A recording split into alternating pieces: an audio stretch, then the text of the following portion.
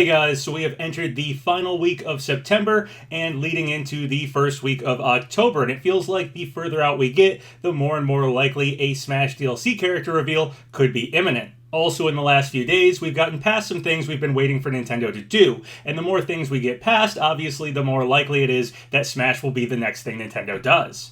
The Joker and Hero amiibos launched on September 25th in Japan, though we're still waiting for them here in North America on October 2nd.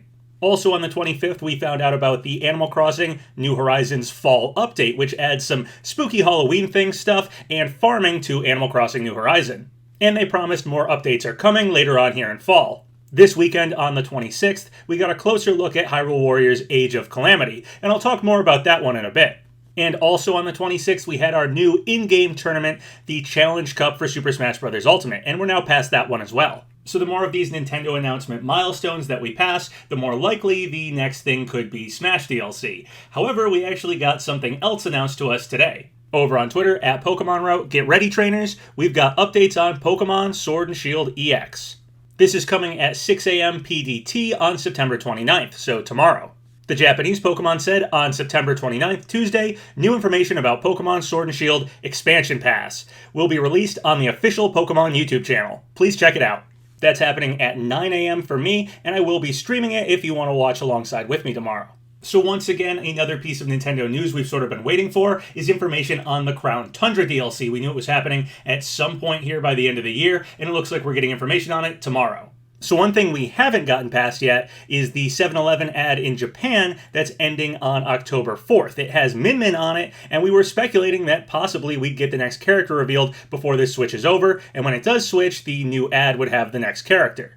However, this is a joint ad with Pokemon DLC, so it's completely possible when this ad changes over, it's really just to update for the new Pokemon Crown Tundra information we'll have, and not anything to do with Smash. Or it's possible this ad is updating for both things. Crown Tundra is obviously getting information tomorrow, but maybe Smash will get some new reveal before the 4th as well.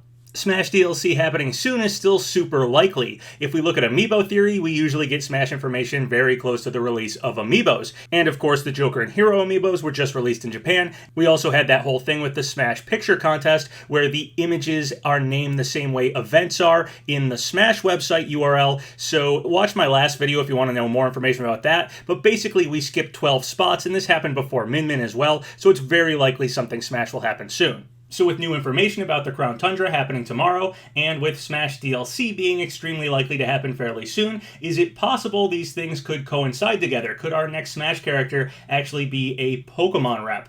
Just in case anyone's wondering, I do not think we'll get a Smash reveal during this Crown Tundra video that's done by the Pokemon Company and Game Freaks and not Nintendo itself, and I don't think that they'd have a reveal during that. I think they'd actually tell us it's going to be like a Sakurai Presents or something, so I'm not expecting a Smash reveal during that event. But it's possible we could get a Smash reveal very shortly afterwards that could have a Pokemon character. Maybe they'll announce a Smash event happening later on this week, and it could just all coincide. Maybe this week is all Pokemon themed, and Smash is tying into that. Over on my Discord, PJ wrote, "I was thinking, when Byleth came out, we had a DLC announcement for Fire Emblem Three Houses, Ash and Wolves the same week. What if Crown Tundra DLC and a fighter likely imminent, ...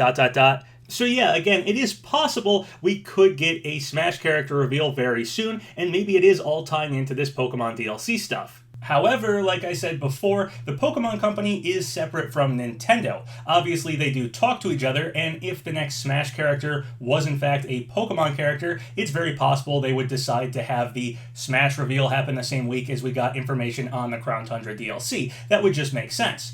But if we get a Smash reveal later in the week, it doesn't necessarily have to have anything to do with Pokemon. It's possible the Pokemon Company is just doing their Crown Tundra reveal this week, and Nintendo could be doing their Smash reveal this week, and they don't necessarily have to do with one another. Over on Twitter, Nathan Long wrote, "Min Min and Pokemon Unite were announced in the same week in June." And that's true. The Pokemon Presents was June 24th, whereas the Super Smash Bros. Ultimate Mr. Sakurai Presents Min Min was June 22nd. So that was in the same week. We got Pokemon information and Smash information, and they didn't have to do with one another. So the schedule for Smash information and the schedule for Pokemon information may just be lining up simply because those two companies are announcing things around the same time frames. Over on Reset Era, Rice wrote, I'm not saying there's going to be Smash news this week, but Nintendo technically doesn't handle Pokemon announcements. The Pokemon Company does. And there's been Smash and Pokemon overlap in the past, so I don't think this changes anything.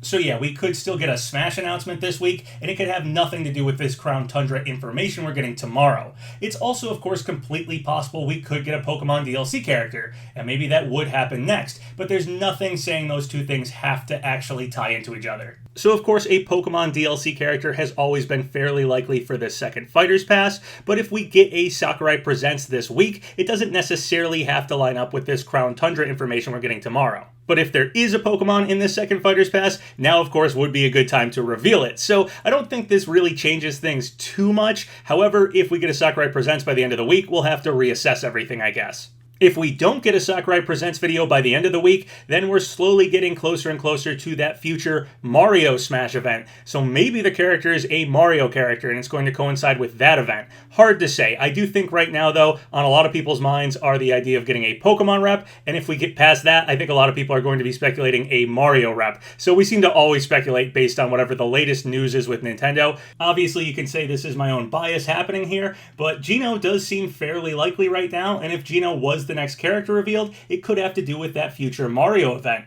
So right now, my personal look at like the DLC and stuff is sort of, let's see if we can get through this week without a Pokemon rep, and maybe the next character will actually be Geno and coincide with that Mario event. That's just my own personal speculation though. Regardless though, I think a Sakurai Presents video is very likely to happen soon here, possibly by the end of this week, maybe into next week or something, but I do think it'll probably be soon, and honestly, the longer we wait, the closer it gets to that Mario event, and the more likely I think it's possible it could be Geno as the next character, so I'm happy to wait it out here, but I do think a Mr. Sakurai Presents will probably happen pretty soon. Speaking of things that could point to a Smash reveal happening soon, over on my Discord, Mass for Alligator wrote, security has apparently been updated on the Smash website. This is coming from over on Reddit, and it doesn't seem to be checkable. It's something that happened late at night that some people with information about website design seem to have noticed about a 405 error. I don't know. It seems very complicated, and since we can't check it, I'm really wary of it, but I thought I'd give you guys that information if you want to read through it yourself. Also, we had something interesting that sort of relates to M-Theory happen. If you don't know what M-Theory is, it's essentially just the idea that we will get an M-rated character as part of the second Fighter's Pass. The evidence for this is just that the ESRB, the North American ratings board for these type of presentations, started changing the way Smash presentations can show the logos for M-rated games.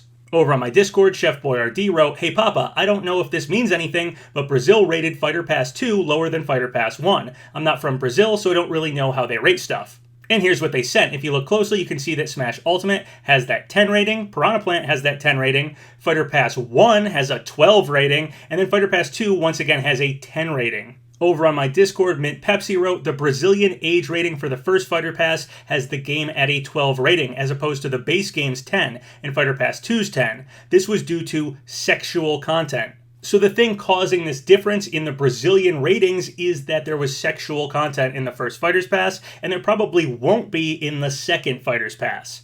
However, the second Fighter's Pass does say violence, so it is possible an M-rated character could be there, but they're just one from a game series that doesn't have sexual content, but rather violence. Over on my Discord, Fenrir Grindstone wrote, the sexual rating is probably due to Anne's outfit, if anything, when it comes to the Brazilian rating. And that's possible. It might be because of Anne and her outfit in Smash that rated the first Fighter's Pass with sexual content. Or maybe it's just because of Persona 5 itself having sexual content. It's tough to say, but I do still think M-Theory holds up. We'll probably get an M-rated character by the end of this pass. However, keep this in mind, it doesn't seem like that character will have an M rating because of sexual stuff. So if you subscribe to M-Theory, I suggest thinking about characters with violence in their games as opposed to sexual content, if this Brazilian rating board thing is anything to go by. And yes, while the second Fighter's Pass isn't done yet, in order to sell it legally, I believe Sakurai and his team would have to tell the Brazilian rating board exactly what they plan on adding, at least which games the characters are coming from or something like that. So I do think if anyone does have information on the characters, it would be things like these ratings boards. We often think of Sakurai and the Smash team as being super secretive about who the characters are, but there are some places they do have to tell this stuff to, and the ratings in order to sell things legally in countries is definitely one of them. One thing that wasn't super secretive was that Kunimitsu is coming to Tekken 7.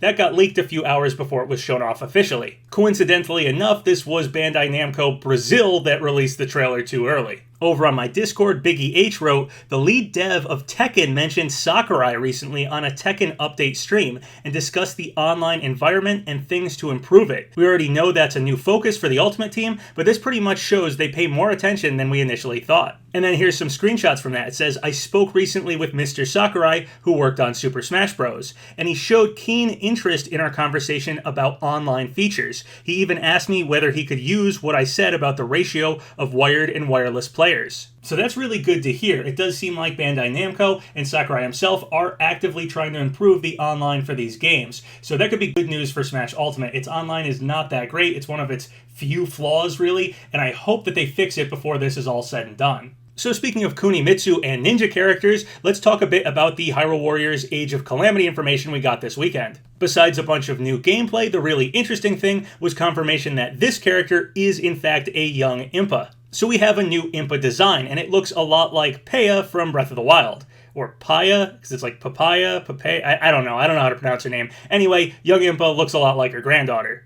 And we also saw more of this new little egg guardian character. It does appear to be a sort of companion. So it seems a lot of people really like this new Impa design, and I've seen quite a few people suggesting potentially this new Impa could be a DLC character for Smash. I actually thought Impa would be a great character to add to Smash ever since base game. I was sort of speculating her as a really likely Echo fighter of Sheik, but of course she could also work as her own unique character. So far in Smash, we only have Triforce holders, but Impa is one of the few recurring characters in the Zelda series, so it would make sense to add her. However, I'm not sure if a Smash DLC character would promote Age of Calamity, and in Breath of the Wild 2, I don't know if this young version of Impa would actually show up in that game, unless time travel's involved or something. So I still think if a Breath of the Wild 2 promotional character were to happen, it would probably be Zelda with a Sheikah Slate moveset. That is, of course, if Zelda is a playable character in Breath of the Wild 2. I could just see Nintendo doing a move like that. It feels like a very Nintendo thing to do to cross-promote Breath of the Wild 2 having a playable Zelda by also having that same Breath of the Wild Zelda playable in Smash. Personally, though, I'd rather have Impa. I like unique characters. A while back, the Spanish voice actor for Rivali and Zelda claimed that their voice acting work was done for Breath of the Wild 2, but it's possible maybe it was actually for Age of Calamity. Also over on Twitter, at WillYork23 wrote, "I know you mentioned this in your latest video, but here is a snippet of co-op information found on Hyrule Warriors Age of Calamity's website. So with Age of Calamity having a playable Zelda, co-op, and it takes place 100 years before the events of Breath of the Wild, it's very possible all those rumors I had heard about Breath of the Wild 2, having time travel, co-op, and playable Zelda, may have actually been rumors for Age of Calamity. The more I look at this game, the more I think those rumors were probably for this game and not Breath of the Wild 2. That, of course, isn't to say that playable Zelda couldn't happen in Breath of the Wild 2, that time travel could happen in Breath of the Wild 2, that co-op could happen in Breath of the Wild 2. Those things are all possible, but I really think the rumors I heard were probably for Age of Calamity, but since that game was unknown, it was assumed it was for Breath of the Wild 2. Last week, we got that new Kirby game, Kirby Fighters 2. What's really interesting is people data mined it and found some leftover code. Over on my Discord, Warpig wrote, "Potential leftover code in the new Kirby Fighters 2 game, maybe insinuating similar assets/codes were named for a Kirby 3D game." And then over on Twitter, at Farubi wrote, "Massive Kirby discovery. Huge, actually huge. Hale left code for sample programs or something related in Kirby Fighters 2 default bin. In it is a named space called Kirby 3D. There's things for Kirby, Blade Kirby, Sword, and Waddle Dees. A lot of these have actual code." Some more info. Code plus organization is up to standards of the recent mainline games. This is alongside a bunch of experimental mint test projects, such as a Kirby base template and other random things, completely different than blowout blast code in every way. And then there's some images of the code itself. So it seems a 3D Kirby game could be in the works, and they may have left a bunch of the code for that in Kirby Fighters 2. Over on my Discord, Sponk left a link to a Twitter post by P. Jiggles, and it says, "Why did the trailer say footage not final if the game literally releases right now?" And Sponk said, "This, plus the fact that they left big code like that, makes me think the game might have been released early." Spunk went on to say, I feel like the fact that there was so much leftover code, there was still a ratings pending rating, and the video said footage not final when it came out the same day, gives me suspicions that it was revealed earlier than usual, maybe. So yeah, it's possible Kirby Fighters 2 may have had a somewhat rushed release for whatever reason, and left code for a potential future Kirby game in there. On my Discord, Why Not wrote, why is the new Bandana D render match so well with this? And then showed an image with that new Bandana Waddle D render alongside the Meta Knight Kirby and King Dedede Smash renders, and he looks perfect. Bandana Waddle Dee was a character I was hopeful for base game who didn't make it, and after seeing his attacks in Fighters 2 and this new render, yeah, it just makes me wish Bandana Waddle Dee would get into Smash even more. Over on Twitter recently, Gaijin Hunter wrote, Amiibo designs revealed for Monster Hunter Rise. Pelico by far my favorite. So yeah, we hadn't actually seen the Amiibos themselves for the new Monster Hunter Rise game, but here they are.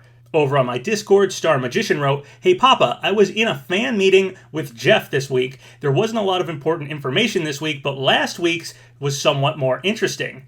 Jeff said in last week's call that he is interested in doing another grand reveal like Joker. This is a quote I got from a few of last week's attendees. This is far from concrete for sure, but I think Jeff confirming that it's something he wants to do and will be reaching out to Nintendo is a good sign. I'll personally be moving a bit of stock into the Game Awards reveal this year, especially given the new Tokyo deal happening with the Game Awards right now. And yeah, the Game Awards are going to be live from Los Angeles, London, and Tokyo, so Japan is part of the Game Awards this year. If we do get a Smash reveal soon here, the Game Awards do feel a little too early for the next character to get shown off, but hey, it's possible. Joker didn't seem to have any of his actual in-game footage ready, they just revealed him, so maybe they'll do something like that for Challenger Pack 8 if Jeff gets his way here and gets another Joker-like reveal for the Game Awards. Over on Twitter, Beware the Average Gamer wrote, Hey PapaGenos, I'm sure you saw the Rayman stuff Ubisoft put out. They insisted it's not for a new game, so I looked at the images, it's a bunch of location art, stages,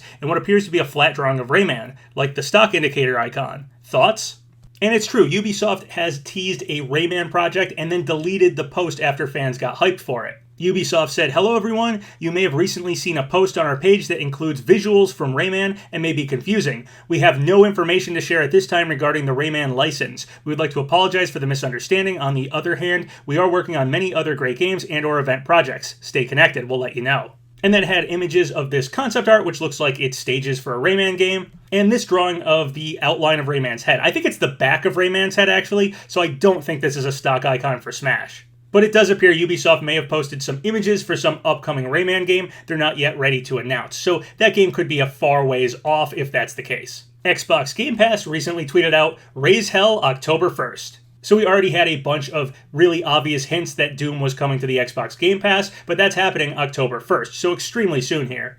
Over on my Discord, Govna wrote, Doom Eternal got 2 expansions being made, went on Game Pass, has next-gen ports planned for 2021, all before the Switch port got a release date. And that is kind of funny. Speaking of things happening this week, Crash Bandicoot 4, It's About Time, launches on October 2nd for PS4 and Xbox. And we also know from the website it's likely coming to Switch eventually, but who knows when that'll get announced. If you're still holding out hope that the 7-Eleven ad does have something to do with Smash and not just the Pokemon information, then it's possible Crash and Doom Guy are happening before October 4th here. It could line up nicely for one of those characters.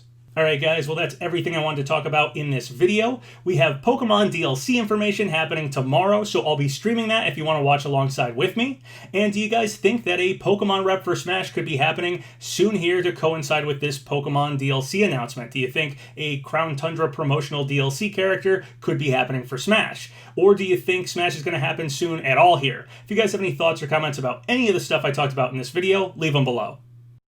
So once again, thank you guys for all the subscribes, all the likes. It really helps out the channel. So if you haven't subscribed yet, go ahead and do so, or like the video, or leave a comment, whatever you want. Until next time, have a good one.